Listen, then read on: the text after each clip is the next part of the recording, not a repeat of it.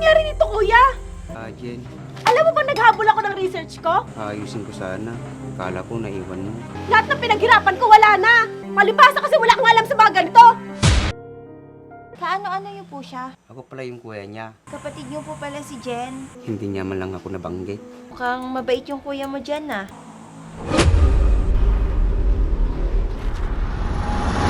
Tignan mo nga yung itsura mo, kuya. Nakakahiya. Ano pang hinihintay mo? Sige na, umalis ka na.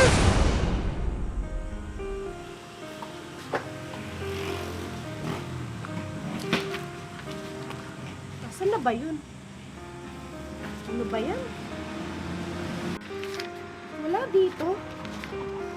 Ang dami ko pang gagawin tapos di ko pa natatapos to. Sakit na ng ulo ko. Teka nga muna. Baka na doon sa loob.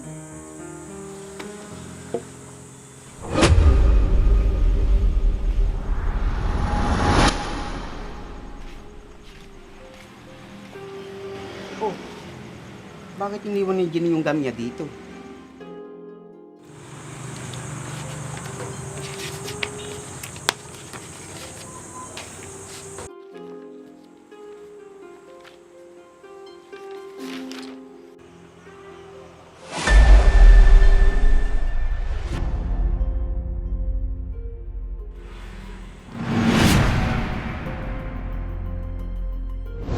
Naku, lagot. Paso yung papel ni Jen. Naku, patay. Lagot ako dito kay Jen.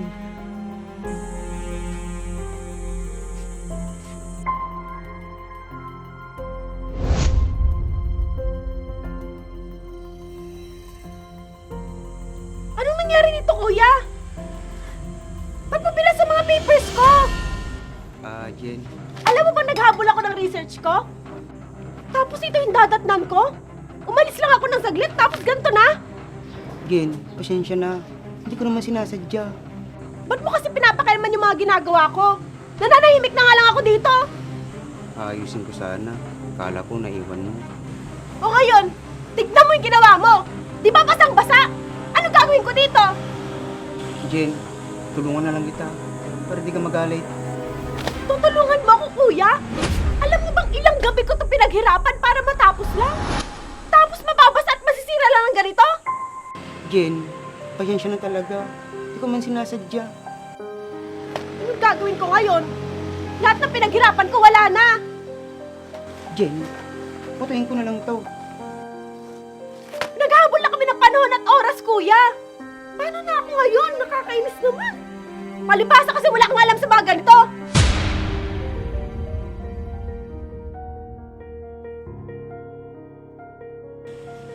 Napirwisyo patuloy ako. Ano pang ginagawa mo dito, kuya? Umalis ka na! Wala ka na magagawin dito.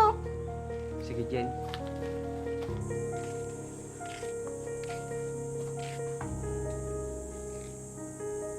Nakagawa pa tuloy ako ng mali.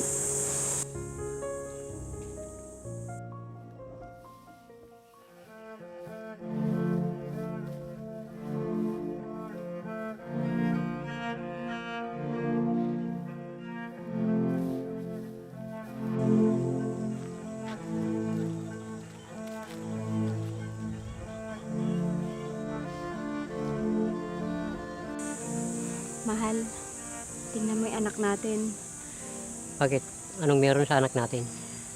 Napakasipag niya. Kahit hindi natin siya napag-aral. Oo nga. Napakabait ng batang yan at masunurin. Maswerte si Jen. Kasi nakakapag-aral siya. At lahat ng kailangan niya, nabibigay natin. Kaya nga, samantalang itong anak natin, hindi niya naranasan yun. Mas pinili niyang tulungan tayo para lang makapag-aral si Jen. Total, malapit na makapagtapos si Jen. Bakit di natin siya pag-aralin? Pwede naman. Kaso, ang tanong, kakayanin ba natin?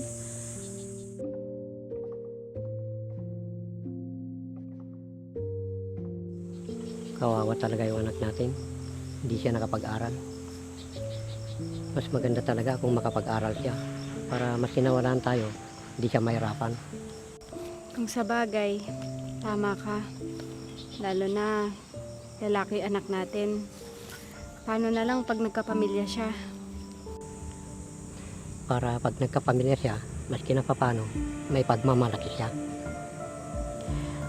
Sige, paghandaan natin para hindi lang ganyan yung buhay niya.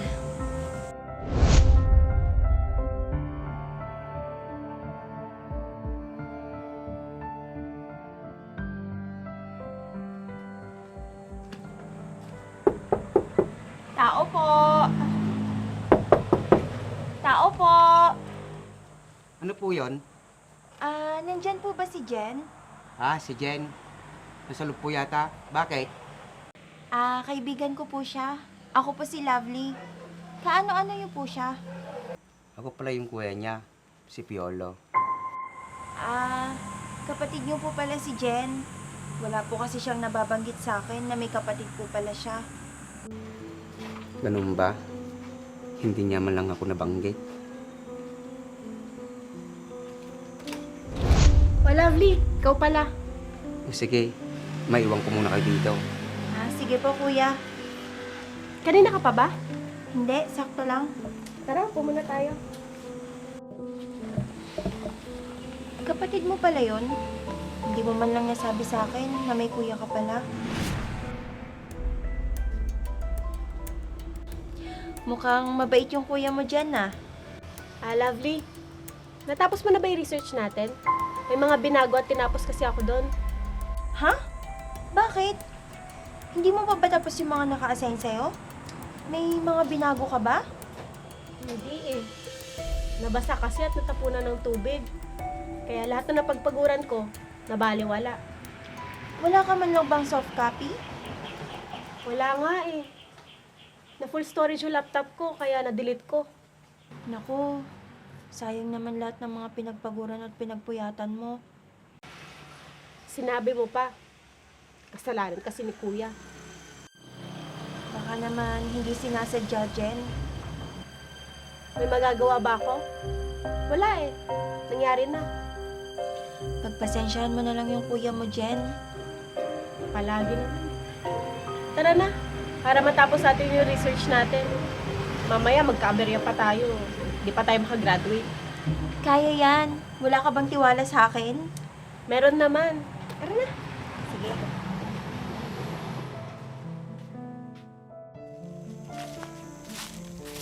Ayos ka lang ba, anak? Oo naman po, tay. Paano natanong? Kasi yung mga kaedad mo, may maganda ng trabaho at may maganda ng katayuan sa buhay. Pero ikaw, ito ka pa din.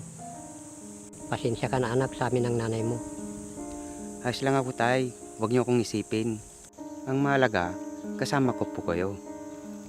Anak, huwag ka sana magtatampo sa kapatid mong si Jen, ha? Hindi naman po, tay. Mahal ko po yung kapatid kong yun. Alam mo, napakabait mong kuya at kapatid. Ang gusto ko, magandang buhay ng kapatid ko. At siyempre, tay, ayaw kong madanasan niya yung hirap. Hayaan mo, anak. Pipilitin ka namin mapag-aral ng nanay mo. Malay mo, si Jen ang makakatulong sa'yo balang araw. Talaga po, tay. Mag-aaral po ako ulit. Oo, anak, para matupad yung pangarap mo. Kaya lang, Ano, anak? matanda na po ako para mag-aral ulit. Kaya mo yan, anak. Tay, hindi ko po alam magbasa at magsulat.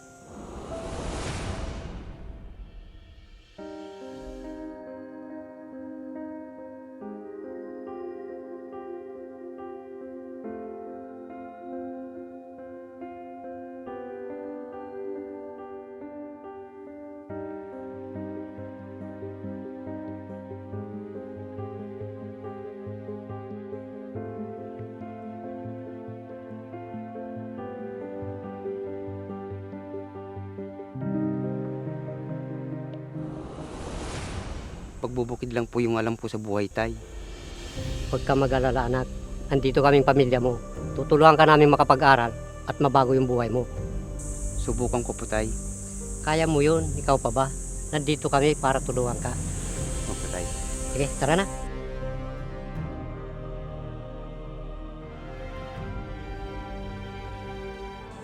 Sana maging pasado tayo sa research. Kaya nga. Okay ba sa'yo yung topic na binigay sa'yo ni ma'am? Okay naman siya, kaso medyo mahirap.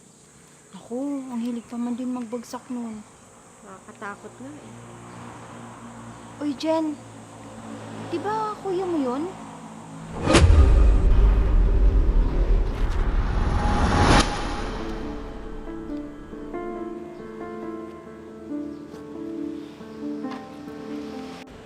Ano ba yan? Tara, puntahan natin. Baka hinahanap ka. Ako na, Lovely. Dito ka na lang. Kausapin ko lang si Kuya. O sige, ikaw bahala.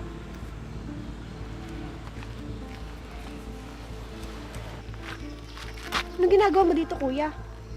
Nakita ko kasi to, naiwan mo sa lamesa. Dito nga dito. Bakit hindi mo na lang pinadala kay nanay? Kaya tinawagan mo ko para ako na lang kumuha. Jen, hindi ko man alam gumamit ng cellphone. Ano ba yan? Tignan mo nga yung tsura mo, Kuya. Nakakahiya.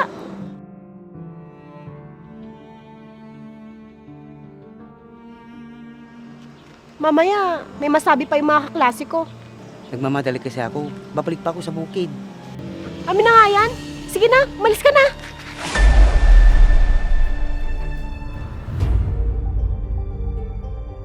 Ano pang hinihintay mo? Sige na, umalis ka na. Sige Jen, alis na ako. Pasensya ka na.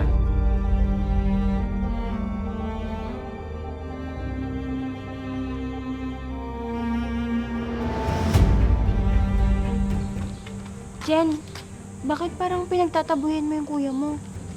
Ah, hindi. Nagmamadali lang siya umalis. Kawawa naman yung kapatid mo. Mukhang mabait naman siya. Kinakahiya mo ba yung kapatid mo? Alam mo, mabuti ka nga eh, may kuya. At may kapatid na makakasama. Ako, wala. Hindi kasi nakapag-aral si Kuya. Wala nga siyang alam eh. Ni magbasa nga at magsulat. Hindi marunong. Ano? Eh di, maswerte ka na pala. Kasi ikaw, nakapag-aral, tapos makakapagtapos ka na. Yung kuya mo, hindi. Naisip mo ba kung bakit hindi siya nakapag-aral? Baka dahil sa'yo. Bakit naman dahil sa akin? Baka ayaw niya lang mag-aral. Tamad kasi yun. Panganay siya, di ba? At lalaki pa. Imposibleng hindi niya gustong mag-aral. Hindi ko na problema yun, Lovely. Jen, hindi mo ba nakikita yung sakripisyo sa'yo ng kuya mo? Kung paano kanya alagaan at mahalin? Aray! Sobrang sakit ng tiyan ko! Nay! Tay! Ang sakit po tiyan ko, Nay! Push, hindi yun ah. Jen, ano nangyari sa'yo? Kuya, sobrang sakit ng tiyan ko. Kuhanan mo ang gamot. Hindi ko naman alam kung anong kukunin ko. Jen! Jen! Kuya, sobrang sakit na ng tiyan ko. Tawagan mo na sila nanay at tatay. Paano yan? Hindi ko rin alam gumamit ng cellphone. Kuya, sobrang sakit na talaga. Teka lang, Jen. Tatawa ako ng tulong.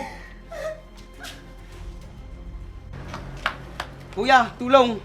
Bakit? Ano nangyari? Kuya, yung kapatid ko, masakit po yung tiyan niya.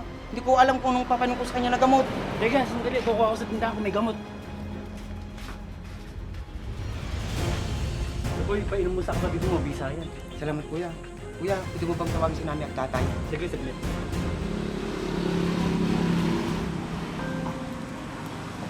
Ito, nagre-ring na. Salamat, kuya. Sige. Jen, tubig.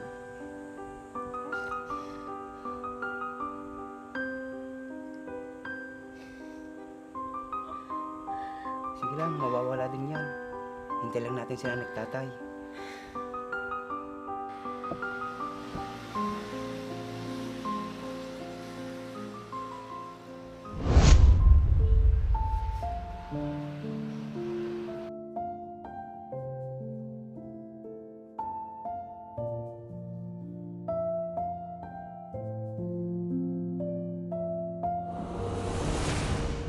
Ganun na ba kasama ang ugali ko at pinapakita ko sa kuya ko? Sana kahit konting respeto at pagmamahal lang, Jen, may paramdam mo sa kuya mo.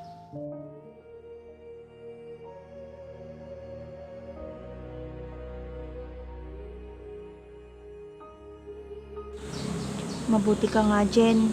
May kuya ka na mahal ka.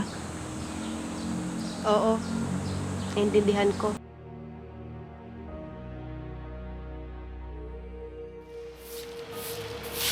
Nay, mano po.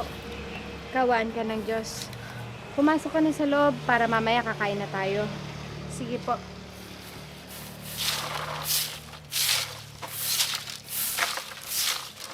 Nay, pwede ko po ba kayo makausap? Ano yun, Jen? Tungkol po sana kay kuya. Bakit? Ano yung tungkol sa kuya mo? Nay, bakit po kayo hindi nag-aral si kuya? Ayaw niya po ba mag-aral? Ang totoo niyan, Jen, sakitin kasi ang kuya mo dati. Maya't maya, tinatakbo namin siya sa ospital. Kaya pati pag-aaral niya, napapabayaan niya. Hanggang sa dumating ka sa buhay namin. Tapos ano po nangyari? Hirap kasi kami ng tatay mo sa mga gastusin. Kaya mas pinili niyang tulungan kami sa pagpapalaki sa'yo. Hindi man lang po ba siya pumasok sa school? Pumasok din siya. Kaso may edad na siya nung pumasok siya ng elementary. Tapos palagi pa siyang inaaway. Ganun po ba? Kaya parang nahiya na siya. Nagkaroon siya ng takot makipag-usap sa mga tao. Kaya po pala dito lang siya. Madalas na hindi lumalabas. Oo, anak. Pero mahal na mahal ka ng kuya mo. Sa kabila ng lahat. Ganun po ba? Samantalang ako, lagi ko po siyang sinusungitan at pinapagalitan. Kaya nga wag ganon. Pagkapatid mo, magmahalan kayo at magtulungan. Kaya nga po, Nay. Nay, nakukonsensya po ako sa mga ginawa ko kay kuya. Lagi ko po siyang pinapahiya. Ha? Ginagawa mo yun? Bakit hindi namin alam? Opo, Nay. Maling-mali po ako. Huwag ganun, Jen. Kuya mo pa din yun, kahit siya ganon. Kaya nga po, hiyang-hiya po ako sa mga ginawa ko. Gusto din sana namin siya makapag-aral. Pagkatapos mo sana. Hayaan niyo po, Nay. Kapag nakapagtapos po ako ng pag-aaral, pipilitin ko pong makahanap ng trabaho para makatulong po ako sa inyo ni tatay at hindi na po kayo mahirapan. Tama yun, anak. Magtulungan na lang tayo. Opo, Nay. Huwag mo na sanang uulitin yun, anak, ha? At bumawi ka sa kuya mo. Opo, Nay. Pangako. Sige po, Nay. Papasok na po ako sa loob. Sige, anak. Susunod na ako. Tapusin ko muna to. Sige po.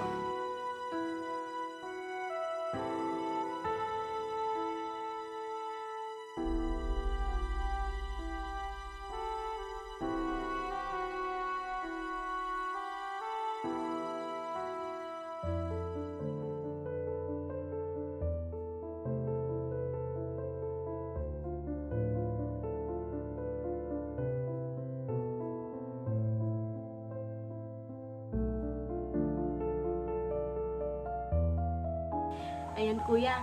Marunong ka na magsulat. Pag ng sulat ko, Hayaan mo, kuya, pag tumagal yan, gaganda pa lalo yung sulat mo. Oh, mukhang busy kayong magkapatid ah. Tinuturuan ko po si kuya magsulat, tay. Ganun ba? Mabuti yan, Jen. Tinuturuan mo ng kuya mo. Para hindi na po mahirapan si kuya pag pumasok siya sa school.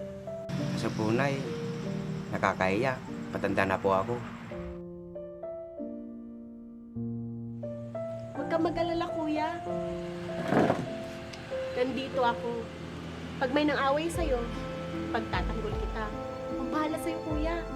Talaga, Jen. Oo naman. Nako, mataray yan si Jen.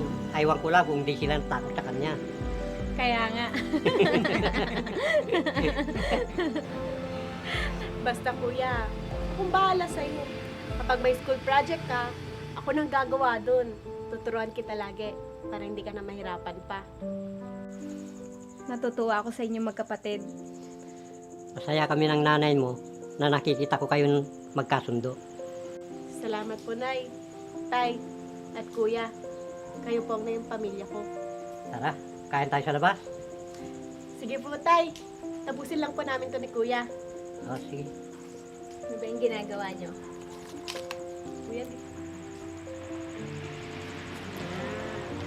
Uy, marunong ka na magsulat ah.